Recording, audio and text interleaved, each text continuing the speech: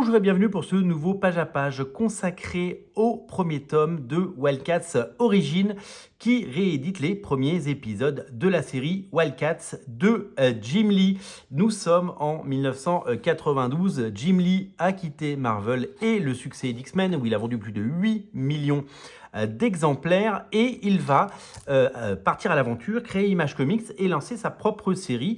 Un petit peu inspiré des X-Men, mais complètement nouvelle. C'est un ouragan, il en vend 1,5 million et il lance son studio Wildstorm avec d'autres séries comme Stormwatch, viendront plus tard des séries comme Wetworth, comme Gen 13, Divine Right, DV8 et bien d'autres. C'est un véritable succès et ça a rythmé les années 90, ça a fait naître des passions et surtout ça a marqué l'histoire des comics. On pensait que ces épisodes ne ressortiraient jamais en version française et voilà qu'Urban nous les propose dans plusieurs intégrales. Voici le premier tome et nous allons découvrir les intérieurs parce que Jim Lee, la meilleure façon de le vendre et la meilleure façon de l'aimer, c'est de l'admirer. Jim Lee, il est connu pour son style spectaculaire. Il a débuté sur Punisher, il a fait du Alpha Flight et puis après, il est arrivé sur les X-Men et tout de suite, il a explosé les compteurs et il a tout de suite montré l'étendue de son talent. Chaque épisode était plus beau que le précédent. Il a fait des épisodes de Uncanny X-Men de toute beauté, puis il a lancé la série X-Men avec Chris Claremont. Ça a été absolument fabuleux. Nous arrivons donc dans ce premier volume de Wildcats Origins. Wildcats, c'est un acronyme, hein, Cats, C-A-T-S, donc il y a un jeu de mots parce que c'est les chats sauvages évidemment, mais le C, c'est Covert Action Teams.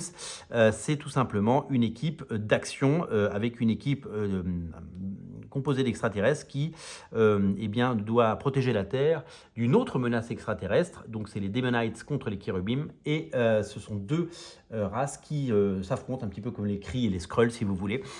C'est tout simplement phénoménal. La série a été co-créée et co-scénarisée par Brandon Choi et nous allons retrouver, on en parlera tout à l'heure, le crossover avec la série Cyberforce et on va découvrir tout ça. Alors, une des particularités de cette intégrale, c'est que il y a une version américaine qui est sortie il y a quelques mois, même quelques années, je devrais dire, en absolute, et il n'y avait pas l'épisode 0.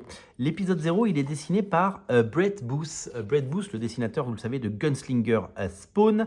Je suis très content de retrouver cet épisode 0, que j'ai par ailleurs. J'ai un seul petit regret, et c'est mon seul regret sur l'ensemble des bouquins qu'on va regarder ensemble sur Wildcats, c'est que visiblement, ils n'avaient plus les fichiers et qu'ils ont scanné les pages originelles et que les couleurs eh bien, ne sont pas comme elles devraient être. Et je suis un petit peu triste de voir ce rendu sur le premier épisode parce que, en fait, ce qui me dérange, c'est que si jamais vous voulez découvrir du Jim Lee et du Wildcats et que vous tombez sur ces pages en boutique, vous risquez d'être un petit peu échaudé parce que c'est pas le meilleur. Par contre, Brett Booth au dessin, c'était absolument génial. On l'a souvent comparé à Jim Lee. Il fait partie de ses élèves. Il a su se démarquer depuis, mais il a toujours travaillé avec Jim Lee parce qu'il a travaillé chez Wildstorm puis chez DC sur plein de séries. Il a fait du Titans, il a fait du Flash, il a fait des choses absolument géniales. Donc cet épisode 0, il est sorti après aux États-Unis, mais évidemment, il s'inscrit dans la chronologie avant. Et là, on arrive dans l'épisode qui s'est vendu à 1,5 million d'exemplaires. Nous allons découvrir l'équipe. Alors, la particularité des 4 premiers épisodes, c'est qu'ils ont été remis en couleur. Les couleurs ont été modernisées par rapport... Donc, si vous avez la version sémique et si vous avez une version originale d'époque, eh bien, ce ne sont pas ces couleurs-là. Elles ont été retouchées. Et je crois que c'est Thomas Mason qui a retouché les couleurs de mémoire. Est-ce qu'il est crédité? Je ne sais pas. Mais en tout cas, je sais que les couleurs ont été refaites pour la version américaine et que nous avons droit aux nouvelles couleurs également. Et c'est une nouvelle traduction puisque c'est Edmond Touriol qui fait la traduction. Donc, on découvre les différents personnages qu'on va suivre dans cette série.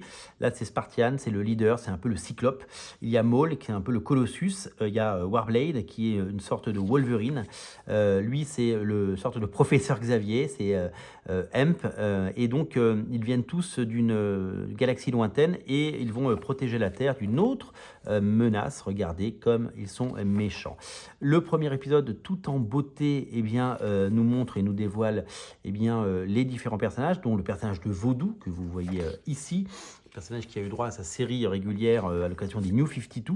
Grifter également a eu droit à sa série, puisque depuis, vous le savez peut-être, les personnages ont intégré l'univers partagé DC Comics depuis le rachat en 1999 de Wildstorm par DC Comics.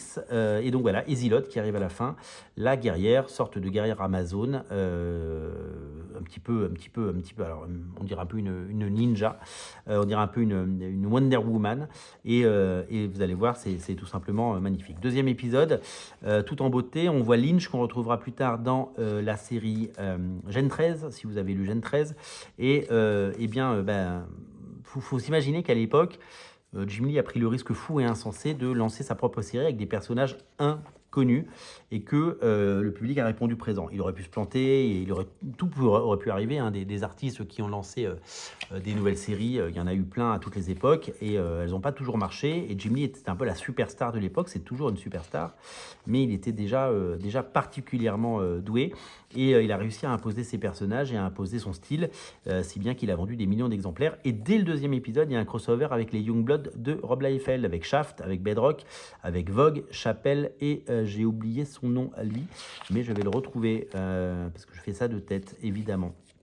Épisode 3, couverture de Jim Lee ancrée par Rob Liefeld, le combat entre les Wildcats et les Youngblood. Donc à l'époque, c'était pas bien défini, les studios et tout ça, donc il y avait énormément d'apparitions de personnages dans d'autres séries. Ça permettait de lancer les personnages et les séries, ça permettait de faire en sorte que Image Comics soit un succès, et ça a été un succès parce que Youngblood c'était quasiment 1 million d'exemplaires, Spawn c'était 2 millions d'exemplaires, 1,7 million je crois, Cyberforce c'était 750 000 exemplaires pour le numéro 1 et 1 million pour le numéro 4, parce qu'il y avait le succès n'a fait que grandir, et à l'époque c'était voilà, il y avait énormément d'intérêt pour ces séries, combat incroyable entre les deux équipes, et puis vraiment des poses qui commencent à devenir complètement iconiques, et donc vraiment quelque chose de génial avec des plans comme ça, magnifiquement produits, avec les couleurs exceptionnelles de l'époque, et avec cette énergie, cette fougue et cette envie d'en foutre plein les yeux au lecteur, et que quand il dépense 1,99 $, il en est pour son argent. Et c'était le cas puisque ça a cartonné. À la fin de cet épisode, il y a eu une pause parce que la série était prévue comme une mini-série en 4 parties parce qu'ils ne savaient pas où ils allaient. D'ailleurs, même les premiers comics, Image Comics, étaient coédités, on va dire, par Malibu. Et puis ils ont très vite, ils ont pris leur indépendance parce que Image Comics, ils l'ont monté sans argent. Ils sont partis, ils ont fait leurs comics et ça avait intérêt à marcher parce que si ça ne marchait pas, il fallait retourner bosser chez Marvel ou DC Comics, la queue entre les jambes. Et quelques mois plus tard est arrivé l'épisode 5. Il devait y avoir un nouveau numéro 1. Et finalement, il y a eu un numéro 5, et le numéro 5, vous allez voir, a tout explosé. Alors déjà, là, vous avez une splash page, et quand vous l'ouvrez, regardez, hop, vous l'ouvrez de ce côté, et là, sur 4 pages, vous avez Zilot et Grifter. Attendez, voilà, hop, regardez comme c'est exceptionnel. Donc ça a été réédité tel quel, et ça, c'est tout simplement génial. Et en fait, le dessin de Jim Lee, à partir de cet épisode numéro 5, est encore plus fabuleux. C'est-à-dire que là, il est complètement hors de contrôle, et c'est tout simplement exceptionnel de voir à quel point il a encore progressé, et à quel point il explose tout, et à quel point il met toute son énergie et tout son talent pour faire en sorte que sa série continue à être le succès que ça a été. Voilà, deuxième splash page avec l'arrivée des personnages de Cyberforce, puisque le crossover va très vite avoir lieu. Donc je vous le dis, à l'époque il y avait beaucoup de crossovers, parce que il y a toujours beaucoup de crossovers, mais à l'époque, pour lancer les séries et les faire suivre, c'est souvent ce qui se passait. Voilà, donc là il y a Ripclaw et Warblade qui sont deux ersatz de Wolverine, et qui s'affrontent, puisque les deux équipes vont évidemment... alors là on revient sur des couleurs qui étaient les couleurs de l'époque. C'est-à-dire que les premiers numéros ont eu droit à une recolorisation, mais pas les suivants, et on voit qu'il y a un petit décalage. Donc le prélude pour arriver au crossover entre les deux équipes, et l'affrontement incroyable. Alors, plusieurs choses à savoir sur ces épisodes de Cyberforce. Cyberforce, il y a une première mini-série en 4 parties, puis il y a eu un épisode 0 par Walter Simonson, et après, eux, ils ne sont pas fait un numéro 5, mais ils sont repartis à 0 avec un nouveau numéro 1.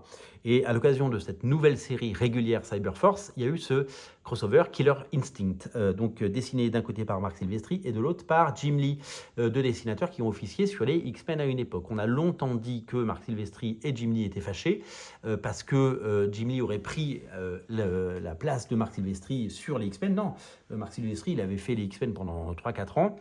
Il en avait marre, il voulait un nouveau challenge, il est parti faire Wolverine, ça a cartonné, il a eu bien raison, et les deux ont travaillé, et ils ont même travaillé dans le même studio, puisque avant que Topco n'existe, eh bien, tout était sous le label Hommage Studio, le studio de Jim Lee.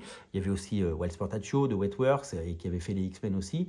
Ils étaient assez nombreux, et puis une fois quand ils ont lancé véritablement chacun leur studio au sein d'Image Comics, Wildstorm d'un côté, Topco de l'autre, eh bien, ils sont restés très copains, et ils ont fait ces épisodes. Et donc là, on arrive sur eh bien, le Cyberforce, donc, qui est la suite directe. Donc là, c'est Marc Silvestri au dessin, il n'y a pas que du Jim Lee.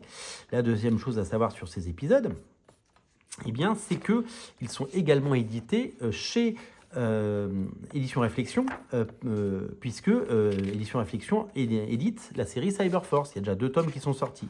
Et donc, c'est tout simplement génial de voir que si vous prenez l'un ou l'autre, vous avez les épisodes, en sachant que sur ces intégrales, elles sont en plus grand format. Magnifique dessin. Donc là, c'est du Jim Lee qui prend évidemment la suite. Donc de ce combat titanesque entre les deux équipes de Cyberforce et de... Il y a même Stormwatch, vous voyez, il y a tout le monde qui apparaît avec des poses iconiques, avec des scènes d'action dantesques, avec des grands retours, des cliffhangers, avec de l'action, etc. Ensuite, Cyberforce, encore un épisode de Cyberforce par Marc Silvestri. Donc les deux se régalent, ils s'amusent. C'est des épisodes qui se sont vendus à des centaines de milliers d'exemplaires à l'époque. Ça a été un phénomène. Et à la fin, tout va bien, tout rentre dans l'ordre. Ils sont à nouveau copains. Là, on a le droit ensuite en bonus à Wildcats numéro 1 version ancrée, puisque ça avait été scanné à l'époque. Et donc, on a le droit à ces épisodes, cet épisode numéro 1 version ancrée, donc avec l'ancrage de Scott Williams. Il faut citer Scott Williams, qui est un fantastique encreur, vous le savez. Et il faut également citer le coloriste Joey Kyodo qui avait fait les couleurs initiales. Un petit mot de Brandon Choi. Et à la fin, nous avons les dessins préparatoires de Jim Lee quand il a commencé à bosser sur la série. Nous avons une galerie de couverture. Donc ça, c'est une magnifique couverture de l'époque. La couverture du TPB de l'époque que j'avais. Je ne sais pas si je l'ai encore, il faudrait que j'aille voir. Des dessins, couverture de Death Blow par Jim Lee. En fait, il y a pas mal de choses de Jim Lee. Ça, c'est des couvertures pour les swimsuit issues qu'il faisait à l'époque et ça cartonnait. Couverture pour la série animée qui était adaptée en comics. Jim Lee avait fait une couverture de Grifter, la série, parce que Grifter, il a eu sa propre série dans les années 90. Je ne crois pas qu'elle soit sortie en France. Couverture de Wildstorm Fine Art Spotlight, des couvertures en noir et blanc pour nous montrer le talent de Jim Lee, de Marc Silvestri, de Rob Liefeld et de Scott Williams. Magnifique couverture ici dessinée, ici ancrée par Scott Williams. Et à la fin, le catalogue Wildstorm avec tout ce qui est sorti chez Wildstorm. Donc, dans ce numéro, vous avez les épisodes 0 à 7 de Wildcats, ainsi que 2 épisodes de Cyberforce, 2 et 3, traduction d'Edmond Touriol, et bien entendu, le sel de ce qu'est ce comics, et avec bien entendu tout le talent et le génie de Jim Lee. Il y a une deuxième intégrale qui est sortie en même temps, qui prend la suite, mais ça fera l'objet d'un autre page à page. Salut!